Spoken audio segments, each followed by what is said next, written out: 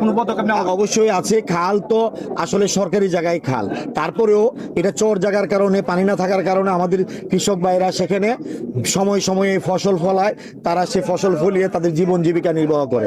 আমরা তো জনবান্ধব সরকার, জনগণের সরকার, অবশ্যই কৃষকদের যেখানে ক্ষতি হবে আমরা এই বিষয়টা খেয়াল রেখেই আমরা এই কর্মসূচি এগিয়ে নিয়ে যাব। পরবর্তীতে যে আমাদের এই আজকের উদ্বোধনের পরে যে খাল খনন কর্মসূচি ব্যাপকভাবে পর্যায়ক্রমে সমস্ত জেলা, সমস্ত উপজেলা শুরু হবে, এর মধ্যে কৃষক সদরের প্রথম প্রায়োরিটি থাকবে নরসন্দা। অবশ্যই আমরা এটাকে আবার সে প্রাচীন সে ওই আগের রূপে আমরা ফিরে দিতে চাই। আমাদের যে পানির যে দুষ্প্রাপ্যতা শুষ্ক মৌসুমে সব সময় আমরা নদী খাল বিলে পানির প্রবাহ থাকার কারণে কৃষকরা ব্যাপকভাবে কৃষিকাজে এই পানি ব্যবহার করেছে।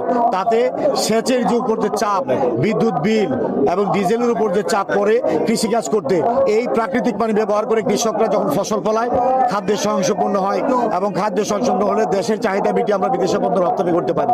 এটা আমরা প্রায় 53টা জেলায় একটা পাইলট প্রকল্প হিসেবে আজকে শুরু হচ্ছে। কিশোরগঞ্জ জেলার নিকলি এই আরিবিল খাল উদ্বোধন হচ্ছে, এটা একটা পাইলট প্রকল্প।